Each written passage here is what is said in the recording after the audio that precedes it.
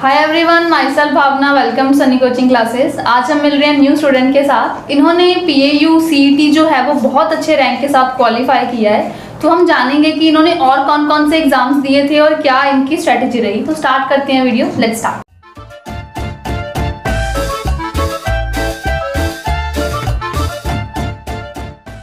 आप अपनी इंट्रोडक्शन दीजिए, आपका क्या नाम है, कहाँ से हैं, कितना रैंक है?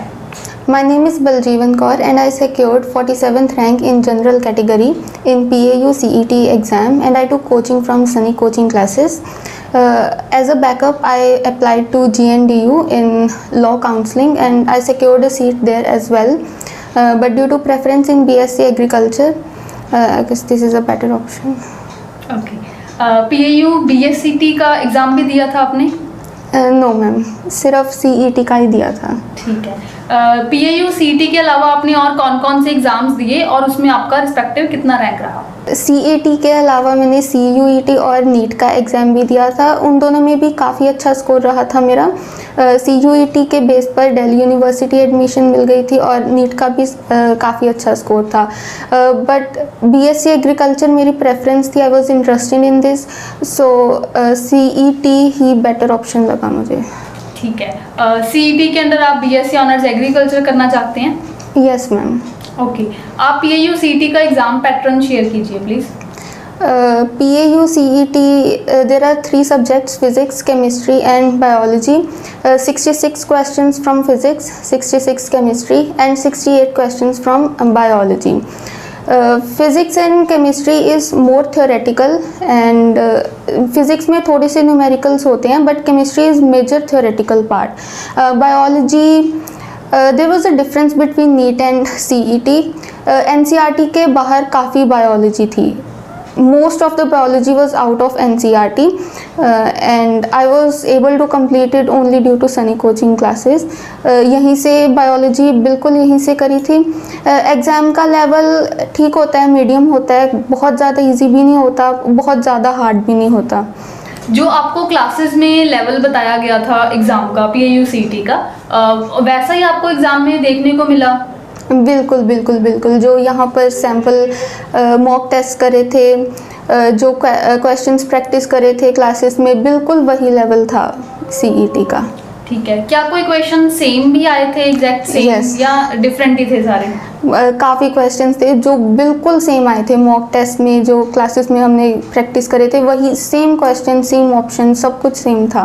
तो वो तो ऐसे ही हो गए सीधे ही, बिल्कुल सॉल्व कर बिना सोचे। ठीक है। ऐसे क्वेश्चंस देख के तो बहुत कॉन्फिडेंस बिल्ड हुआ होगा फिर? बहुत ज़्यादा, बिल्कुल खुश हो गए बिल्कुल। ठीक है, ये तो कर रखा है। Okay. And what was your expected rank in PAU CET? Expected rank मुझे लगा नहीं था कि इतना ज़्यादा अच्छा हुआ था, but still thank you, it was all grace of God and thanks to Sunny coaching classes. काफ़ी अच्छा रैंक आ गया, 47th रैंक। थैंक यू जी।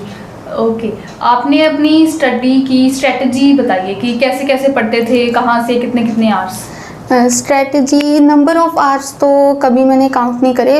एक ही होता है कि आप नंबर ऑफ़ आवर्स ना काउंट करो कभी भी, जैसे कि इतने 16 घंटे, इतना नहीं होता है। यू जस्ट, आपके दिमाग में ये ना चाहिए कि आपने टाइम नहीं वेस्ट करना, डोंट वेस्ट टाइम। रात को जब आप सोने जा रहे हो तो ये सोचो कि आज कितना टाइम मैंने वेस्ट करा जो प्रोडक्टिव हो सकता था, जिसमें मैं पढ़ सकती थी।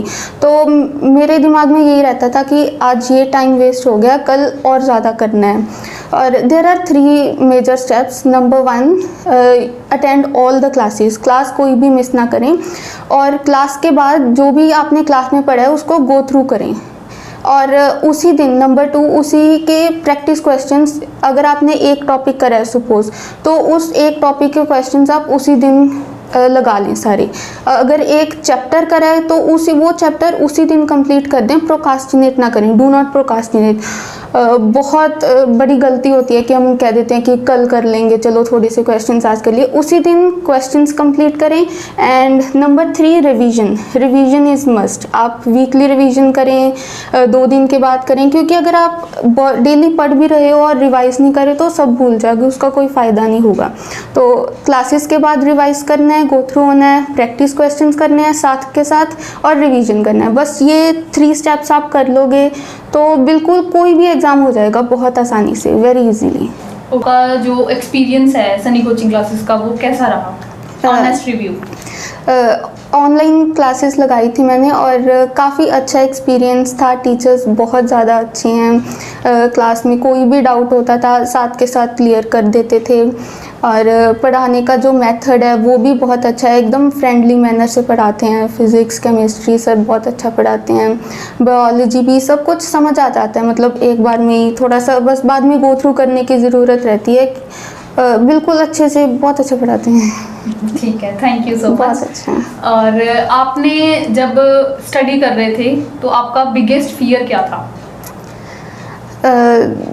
बिगेस्ट फियर तो देखो, रिज़ल्ट के बारे में तो सोचना ही नहीं चाहिए, क्योंकि वो हमारे हाथ में नहीं है। जो भी हमारा रैंक आएगा वो तो बात की बातें हैं। हमें सिर्फ एक ही बात पे फोकस करना है, हार्डवर्क। हमारा काम सिर्फ पढ़ना है, तो सिर्फ पढ़ते ही रहो, बस अपना हार्डवर्क करो, अपनी मेहनत करो, रिज़ल्ट के बारे में ना सोचो। जो हमारे हाथ में है उसको अच्छे से करो, डू योर बेस्ट, अपना 100% देना चाहिए। बिल्कुल, बहुत अच्छी बात कही आपने। टाइम टेबल वगैरह क्या होता था आपका? टाइम टेबल कोई फिक्स तो नहीं था टाइम टेबल मेरा, बट हाँ, जैसे बायोलॉजी में डाटा होता है, थोड़ा लर्निंग होता है, वो सुबह सुबह अगर हम मॉर्निंग में करते हैं तो बेस्ट रहता है और वो दिमाग में भी रहता है। और जैसे रात को कई बार नींद आने लग जाती है तो हम फिज़िक्स के न्यूमेरिकल्स कर सकते हैं उस टाइम में। तो मॉर्निंग में मैं 3 to 3:30 AM उठ जाती थी सुबह, और सबसे पहले बायोलॉजी कंप्लीट करती थी। फिर सुबह 7 पे हमारा मॉक टेस्ट होता था, 7 AM। डेली एक मॉक टेस्ट क्लास में करवाते थे 3 hours का, और उसके बाद थोड़ा सा ब्रेक लेकर दोपहर को केमिस्ट्री और फिर शाम को फिज़िक्स।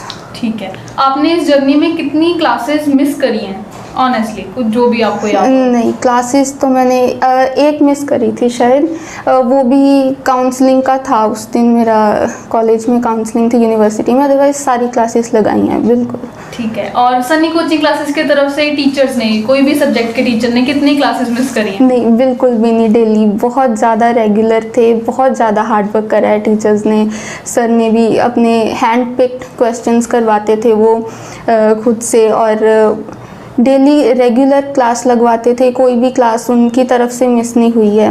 बच्चों की तरफ से हो सकता है उन्होंने छुट्टी ली हो, but teachers are very hard working, बहुत अच्छा पढ़ाया उन्होंने, कोई क्लास भी मिस नहीं करी। ठीक है। आपका रोल मॉडल कौन था? रोल मॉडल मेरा, ऐसे हम रिज़ल्ट देखते हैं बच्चों का, काफ़ी अच्छा रिज़ल्ट आता है, और रैंक 1 आता है, रैंक 10 आता है। सनी कोचिंग क्लासेस के यही वेबसाइट पर ही देखा था आपकी मैंने, इंस्टाग्राम पर काफ़ी सारे टॉपर्स थे, तो उनकी वीडियोस देखी, उनकी वीडियोस देखकर था मुझे कि हाँ शायद मैं भी बैठूंगी वहाँ किसी दिन। ठीक है, ठीक है। तो वो आज आपका पूरा हो गया है ना, जो आपने सोचा था? जी। ठीक है।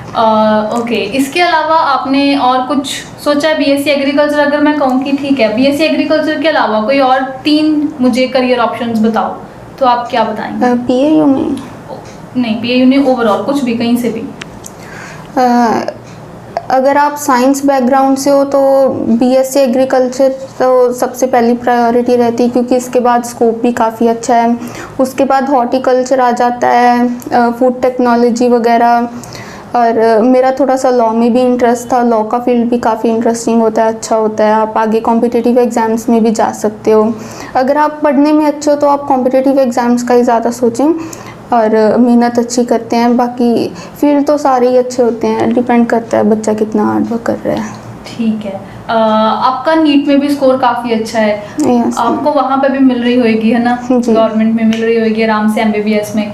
तो आप एमबीबीएस को छोड़ के बीएससी ऑनर्स एग्रीकल्चर पीएयू से प्रेफर कर रहे हैं, ऐसा आपने क्या देखा इसमें कि जो आपको उससे ये बेटर लगा? नहीं तो मोस्ट ऑफ की होता है कि मेडिकल रखा है एमबीबीएस कर लो, तो वो क्या चीज़ है? जी, MBBS सबसे पहले तो जर्नी बहुत ज़्यादा लंबी है। पहले आप 5.5 ईयर्स की MBBS करते हैं, फिर बिना MD के MBBS की कोई वैल्यू भी नहीं है, तो उसके बाद MD करो, फिर DM करो।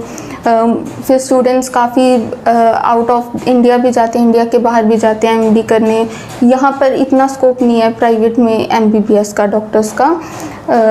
और BSc एग्रीकल्चर में ऐसा है कि आपको एक तो आपकी जॉब अपॉर्चुनिटीज़ काफ़ी हैं गवर्नमेंट में। MBBS में सिर्फ एक ही होता है कि हाँ आप डॉक्टर ही बनोगे, उसमें ही वेराइटीज़ हो जाती हैं आप किसके डॉक्टर बन रहे हैं। तो जर्नी काफ़ी लंबी हो जाती है। और क्या, ठीक है, okay. What is your take away from this journey take away other than studies? मतलब स्टडीज़ के अलावा आपने और क्या सीखा इस मीन टाइम में?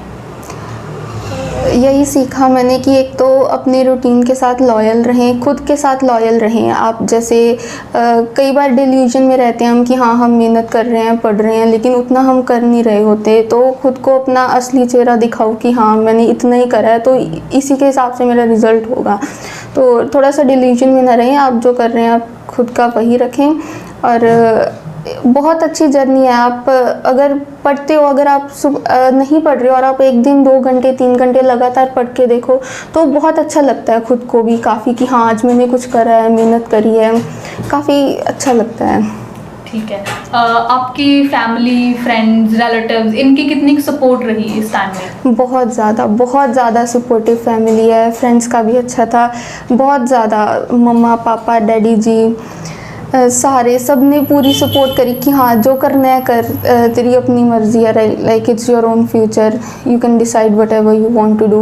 और उनकी तरफ से कोई ये नहीं था कि हाँ सिर्फ पढ़ाई के ऊपर ही था। मतलब मम्मा को था, मम्मा ऐसा कहते थे कि तू बस पढ़ ले, बाकी सारे काम मैं खुद कर लेती हूँ। तो पानी का गिलास जैसे यहाँ से यहाँ नहीं उठाने दिया, कोई भी काम नहीं करवाते घर पे। बाकी मैं साथ में मेरे फ्रेंड्स होती थी, वो घर का सारा काम करके आती थी और मैं देखती थी। I am the only one, सिर्फ स्टडी के ऊपर हूँ मैं, सिर्फ स्टडी। बहुत ज़्यादा सपोर्ट था, मेंटल सपोर्ट बहुत ज़्यादा था। कभी ऐसा लगता था कि बहुत लो फील हो रहा है, कॉन्फिडेंस कम हो रहा है, then everyone was there for me कि कोई बात नहीं, होगा ठीक है, नहीं होगा कोई बात नहीं। तो काफ़ी ज़्यादा स्टेबिलिटी थी और बहुत ज़्यादा सपोर्ट थी। ठीक है। आपके अकॉर्डिंग जो मॉक टेस्ट पेपर्स हैं उनकी कितनी की इम्पोर्टेंस है? बहुत ज़्यादा इम्पोर्टेंस है। सबसे पहले तो हमें टाइम मैनेजमेंट का पता चल जाता है अगर हम मॉक टेस्ट करते हैं, तो यही सबसे ज़्यादा मेन भी होता है, क्योंकि आपको आता सारा होता है और अगर एग्ज़ाम छूट जाए तो उसका कोई फ़ायदा भी नहीं होता। तो टाइम मैनेजमेंट का पता चल जाता है और लेवल ऑफ क्वेश्चंस का जो लेवल होता है वो पता चल जाता है हमें। और यहाँ के तो मॉक टेस्ट का लेवल बिल्कुल ही सेम होता था, तो वहाँ जाकर लगा ही नहीं कि हम ऐसे अलग से कोई एग्ज़ाम देने आ रहे हैं। बिल्कुल वैसा ही एक्सपीरियंस था, वैसे ही रहा कि हम वैसे ही कुछ कर रहे हैं। तो मॉक टेस्ट ज़रूर देने चाहिए। आप डेली का 1 या 2 टेस्ट ज़रूर दे सकते हैं। यहाँ पे सनी कोचिंग क्लासेस में टोटल आपकी कितने क्लासेस होती थी डेली? डेली 6 to 7 आवर्स की क्लासेस होती थी। शाम 3 आवर्स का तो मॉक टेस्ट होता था, उसके बाद फिर 2 आवर्स की बायोलॉजी की क्लास होती थी, फिर 2 आवर्स की फ़िज़िक्स और केमिस्ट्री की क्लास होती थी। उसके अलावा भी एक्स्ट्रा क्लासेस होती थी हमारी, जैसे सिलेबस कंप्लीट करने के लिए या फिर कुछ एक्स्ट्रा टॉपिक्स के लिए, या किसी दिन एक और ज़्यादा टेस्ट कर लेते हैं चलो। और हर हफ्ते रेगुलर टेस्ट भी होता था, एवरी मंडे टेस्ट होता था। ऑनलाइन क्लासेस में कईयों को होता है कि मतलब हम कैसे पूछेंगे क्वेश्चंस, है ना, कि लाइव में तो चलो टीचर ने बोला हमने इंटरप्ट करके डाउट पूछ लिया, ऑनलाइन में फिर डाउट कैसे पूछते थे? ऑनलाइन में व्हाट्सएप के ऊपर सारे डाउट्स क्लियर हो जाते थे और कॉल भी कर लेते थे टीचर्स को, साथ के साथ रिप्लाई कर देते थे, कॉल भी उठा लेते थे साथ के साथ, वो डाउट वहीं पर क्लियर हो जाता था। और अगले दिन क्लास में भी पूछ लेते थे कि सर यहाँ पर डाउट है मैम, आप ये क्लियर करवा दो, ये टॉपिक पूरा का पूरा टॉपिक भी अगर कहते थे कि फिर से करवा दो तो करा देते थे आराम से। अगर मैं आपको कहूँ कि मैं आपको बैकडेट में जाने का मौका दे रही हूँ, 2 महीने में आपको पीछे लेके जा रही हूँ, तो आप किसी पॉइंट पे अपने आप को करेक्ट करना चाहोगे कि बोल जीवन ऐसे नहीं ऐसे कर, या सही है फ्लो के साथ जाना चाहोगे? फ्लो के साथ ही जाना चाहूँगी, बिकॉज जो होता है अच्छे के लिए होता है। तो सब कुछ ठीक था, हर पॉइंट पर जैसा होना था सब कुछ वैसे ही था। ठीक है। आपको सबसे इजी सब्जेक्ट कौन सा लगता है या interesting? To be honest physics लगता है। वैसे नॉर्मली बायोलॉजी लगती है सबको, बट मुझे फ़िज़िक्स इंटरेस्टिंग लगता है। इससे थोड़ा सा एनालिटिकल है, थोड़ा खुद से न्यूमेरिकल्स करने होते हैं, तो अच्छा लगता है ऐसे न्यूमेरिकल सॉल्व करना, और खुशी भी होती है जब कोई न्यूमेरिकल हो जाता है, अरे वाह ये हो गया। बायो थ्योरेटिकल होती है, थोड़ा सा याद करना पड़ता है, ये सारा याद रखो, फिर डेली रिवाइज भी करो, एग्जाम्पल्स सारा कुछ। और सबसे डिफ़िकल्ट सब्जेक्ट कौन सा लगता है फिर? Inorganic chemistry. ठीक है, ठीक है। अगर मैं आपको कहूँ कि कोई मुझे 3 ऐसी टिप्स दो, कोई स्टूडेंट एवरेज है, उसको ज़्यादा नहीं, मतलब इतना बोर्ड्स में भी नहीं उसका स्कोर इतना अच्छा, 70-80 के करीबन 70% लगा लो है, तो वो कौन सी ऐसी 3 चीज़ें फॉलो करे कि वो भी आपके जितना अच्छा रैंक सिक्योर कर सके? एक तो कंसिस्टेंसी होनी ज़रूरी है, क्योंकि अगर उसका स्कोर कम हो रहा है तो उसके पास कंसिस्टेंसी नहीं है कि अपना डेली का हार्ड वर्क करना चाहिए। जैसे कोई टॉपिक होता है, कोई एक बच्चा उसको 2 घंटे में कंप्लीट कर लेता है तो दूसरा 4 घंटे में कर लेता है, तो वो 4 घंटे वाले को चाहिए कि हाँ मैं 2 घंटे और लगाकर उसके कम्पेटिटिव बन जाऊँ। तो कंसिस्टेंसी होनी चाहिए, रेगुलर हार्डवर्क करना चाहिए, क्योंकि हार्डवर्क का कोई सक्सेस का कोई शॉर्टकट नहीं होता। आपको हार्डवर्क तो करना ही पड़ेगा, कोई भी है, मेहनत तो करनी ही पड़ती है, ठीक है। और रेगुलर मेहनत करनी है, टाइम नहीं वेस्ट करना, और डोंट वेस्ट टाइम। 3 हो गया है। ठीक है, ठीक है। कोई ऐसी गलती जो आपको लगता हो कि आपने करी है, कोई भी ऐसी छोटी से छोटी गलती, चाहे सिली मिस्टेक ही आप मानते हो? बार बार ही कह रही हूँ मैं कि टाइम ना वेस्ट करें। एक पॉइंट था, टाइम काफ़ी वेस्ट हो जाता है। जैसे आप सोशल मीडिया पर स्क्रॉल करते हैं, उसमें भी मैं बात नहीं कर रही कि जैसे इंस्टाग्राम वगैरह की नहीं, जैसे हम गूगल पर भी सर्च करते रहते हैं, कोरा पर, कि हाँ कोई किसी क्वेश्चन का आंसर, वहाँ क्वेश्चंस होते हैं उनके आंसर देने का हो जाता है कि मुझे आता है मैं इसका आंसर देती हूँ। उस सब में बहुत ज़्यादा टाइम वेस्ट हो जाता है। टेलीग्राम और व्हाट्सएप पर भी बहुत से ग्रुप्स बने होते हैं, स्टडी ग्रुप्स, उस सब को अवॉइड करके आप अपना खुद का ही करो, खुद ही पढ़ो, और अपना ही आपका स्ट्रेटेजी, खुद की स्ट्रेटेजी बनाओ अपनी, कुछ भी करने के लिए। दूसरों को कॉपी मत करो, क्योंकि जो एक चीज़ आपके लिए वर्क कर रही है ज़रूरी नहीं वो सबके लिए ही वर्क करे। ठीक है। ऑनलाइन में जैसे डिस्ट्रैक्शंस का सोर्स बहुत है, social media, apps, notifications, popup sounds, उस सब को कैसे अवॉइड करें? जब आप अपने गोल से लॉयल होते हैं तो वैसे तो मन ही नहीं करता सोशल मीडिया पे जाने का। वैसे मैं थी सोशल मीडिया पर, फ्रेंड से इंटरेक्ट करती थी, सब कुछ करती थी, बट उसकी एक लिमिट होती थी। एक तो होता है कि आप आप स्क्रॉल करे जा रहे हैं, सारा दिन वेस्ट कर दे रहे हैं और ख़ुद को पता भी नहीं चल रहा कि ये सब हो रहा है। तो आप टाइमर वगैरह लगा लें अपने फ़ोन पर, नोटिफिकेशंस वगैरह बंद कर दें, और एक ठान लेना कि हाँ मुझे ये करना है तो करना है, इसका कोई रीज़न नहीं है, बस करना है। जैसे रात को होता है कि आपको जैसे कई बार ब्रेक लेनी होती है हमें, और हम फ़ोन उठा लेते हैं, रील्स, चलो 2 मिनट रील्स देख लेती हूँ, थोड़ा सा फ्रेश हो जाऊँगी, तो वो 2 मिनट के 2 घंटे कब बन जाते हैं पता नहीं चलता बिल्कुल भी। तो ऐसे टाइम में आप थोड़ा सा बाहर घूमाओ, हेड डाउन कर लो, अपने पेरेंट्स से बात कर लो, उससे आपका माइंड और ज़्यादा फ्रेश हो जाएगा आई गेस, फ़ोन से ज़्यादा। फ़ोन पे तो फिर आपके दिमाग को रेस्ट मिल ही नहीं रहा, आपका स्क्रीन टाइम जा रहा है, तो वो एक टाइप का कोई ब्रेक नहीं है। सोशल मीडिया को तो अवॉइड ही करें थोड़ा सा। तो आपका एससीसी सनी कोचिंग क्लासेस का क्या ओवरऑल रिव्यू है? ओवरऑल बहुत अच्छा एक्सपीरियंस रहा है, क्योंकि जो मैक्सिमम क्रेडिट दूंगी मैं सनी कोचिंग क्लासेस को ही दूंगी, क्योंकि यहाँ पर मैंने क्लासेस ज्वाइन करी तभी इतना अच्छा रैंक आ पाया है। स्पेशली बायोलॉजी का मुझे था कि सिर्फ एनसीईआरटी करनी है हो जाएगा, बट बहुत सारा आउट ऑफ सिलेबस था, वो यहीं से हो पाया है। And most important mock test जो यहाँ के हैं, जो सैम्पल पेपर हैं, वो बिल्कुल सीईटी के लेवल के ही होते हैं, और आपको पता चल जाता है आप एक टाइप का कि हाँ ये सीईटी का ये एग्ज़ाम दे रहे हैं हम। और क्लासेस के आवर्स भी बहुत अच्छे थे, टाइमिंग भी, टीचर्स भी बहुत ज़्यादा अच्छे, बहुत ज़्यादा हार्ड वर्किंग टीचर्स हैं हम यहाँ पर। काफ़ी अच्छा एक्सपीरियंस रहा। और जैसे कि मैंने पहले भी बताया कि नंबर ऑफ़ क्वेश्चंस थे जो रिपीट हुए थे काफ़ी ज़्यादा, तो उस सब का भी काफ़ी ज़्यादा फ़ायदा हुआ है। सनी कोचिंग क्लासेस काफ़ी अच्छा इंस्टीट्यूट है। ठीक है, थैंक यू सो मच। क्या ये वीडियो हमारी स्क्रिप्टेड थी? मैंने बोला ये क्वेश्चन दूंगी फिर ये आंसर देना? नहीं, बिल्कुल भी नहीं। ठीक है, क्या हम आपके वीडियो सोशल मीडिया प्लेटफॉर्म पे शेयर कर सकते हैं? बिल्कुल। Thank you so much Baljivan for giving your time. हम यही प्रे करते हैं कि आप आगे से भी अपनी डिजायर्ड पोजीशन तक पहुंच जाएं। God bless you. Thank you so much. Thank you.